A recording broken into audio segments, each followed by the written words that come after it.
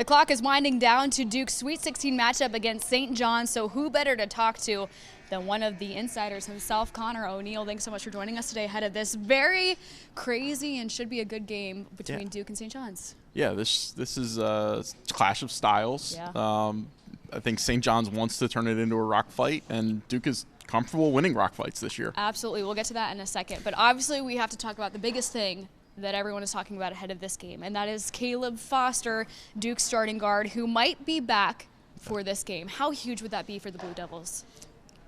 It'd be great. It would be a lift if he's out there even just for a couple possessions. I don't think anybody's expecting him to play 25 minutes and go out there and score 15 points or anything like that. But if you can get him out there for just a couple minutes, use him to break St. John's pressure, use him to give Caden Boozer a breather, for then once. yeah, for once, then you've got a boost. Absolutely. And that's aside from the emotional boost that it'll give teammates for coming back. So 18 days ago, he broke his foot. He's back, which is just crazy in itself. John Shire told us he will try, not a guaranteed go at the moment, but we saw him in practice, the very limited amount that we saw him in practice, which really was just stretching and just shooting around. But what did you see? Do we think that he is likely to go against St. John's? Yeah, so based on where we were standing, like right there, like, 8 feet away from him, I'm trying to see how he's stretching his right foot, and I think it was a bone on top of his foot, and he's bending it. He's, like, I'm not trying to equate him to a soccer player, but it's like bend it like Foster, bend it. Love it. So that's what I'm looking at. It looked fine to me. As I posted on Twitter, I am not a doctor. I've been told that by many times, including by Danny Manning, but to me, he looked okay. Like, I think at this point, I might be a little surprised if he doesn't give them at least a couple minutes tomorrow. I would have to agree with you. So Duke is back to, or could be back to full strength for the first time since February, with Caleb Foster potentially coming back. Big Pat is back. We saw him entering the game last weekend. What did you see? Obviously, it was a little bit rusty, but how much help can he be during the Sweet 16 and potentially the Elite 8? Yeah, that was such a big step to get back on the court, even if it was just for 13 minutes against TCU. And again, I'm looking at how physical he was. He was physical in a physical game. Like, TCU wanted everything about that game to be kind of hand-to-hand combat more than it was basketball. And Pat handled that. He just, as John said, he changes the dynamic that Duke has. Like, absolutely. His rim protection, his passing ability out of the 5 spot, it's just – he opens up so much of what Duke wants to do that when he's at full strength, they're at full strength. Gives Malik Brown a little wiggle room too, which he needs. He needs the breather, but Malik Brown is at his best when he knows he doesn't have to play 35 minutes, when he can be as aggressive as he wants to be. And that's what makes him so effective in getting deflections, getting steals. That's who Malik Brown is. Yeah. And he can't really do that if there's 2 big men and both of them have to start the game, and there's no wiggle room or no break glass in case of emergency type of big man. So Duke potentially getting back to full strength.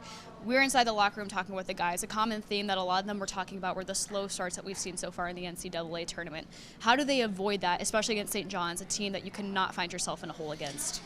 Yeah, I think more than anything, that's a mindset thing. That's a business-like approach. I just heard you talking about Duke is all business here as opposed to what's going on back in the triangle with the other 2 programs. So I think that's just something that is a mindset type of thing. I don't think this Duke team has given you much reason to doubt their mindset from game to game. I mean, not for long stretches of the season, it seems like. So I don't know if I would bank on Duke being up 10 in the first 5 minutes or anything like that, but I think they'll be better to start this one. That would be more surprising if that does happen, especially against a Rick Patino team. The St. John's team is gritty. What stands out to you about the Red Storm? It's always going to be defense with a Rick Pitino team. I mean, they're tenacious. I think they're in the top 10 on Ken Palm. I think like the 9 of his last 10 years at Louisville, they finished in the top 10 in defensive efficiency on Ken Palm. I think you can count on a Rick Pitino team getting after you defensively. It's going to be hard for Duke to score. It's going to be hard for Duke to get into their actions, and it's really going to be. I don't know that I'd count on any team getting to like maybe 75 points tomorrow. I think it'll be low and grind it out type of game. If you love defense, this is the game for you. I want to talk about Rick Patino because obviously a Hall of Fame coach. It's just going to be incredible seeing him and Shire go back and forth. That in itself is going to be an electric part of this game. But before this game, Rick Patino said there's no difference between a program like St. John's and a blue blood program like Duke. Do we think that could potentially be bulletin board material for the Blue Devils? I don't know if it's bulletin board material. I just think I think he's kind of right. Yeah. Like, I honestly, I don't know if he's right when he says there's no difference between NC State and Carolina, because that's not what we live day in and day out in North Carolina. Right. But I do think that these days you have less and less of an advantage if you're at a program that we consider a blue blood, or I tried to coin the term new blood. Leonard Hamilton's used that phrase. There's also dusty blood, which is like Indiana and UCLA that haven't been nationally relevant for quite a while. I think that college basketball is and college athletics are in an upheaval, and it means less and less if you can point at a trophy case, and it means more and more if you can point at a bank account. Yep, absolutely. And it's March. Anything can happen in March. We never know what these games are going to bring. But like you said, this is going to be a defensive battle. Give us 3 other keys for the Blue Devils going into the Sweet 16 game against St. John's. Number 1 is Cam Boozer needs to look like he looked like in the second half against TCU. I thought he looked a little tired for maybe 2-3 games there.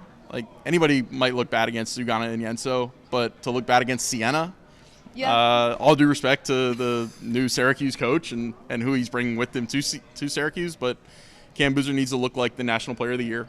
I know we talked about it. Get a couple minutes out of Caleb Foster. I think that will help a ton. And I'll go with your key, the quick start.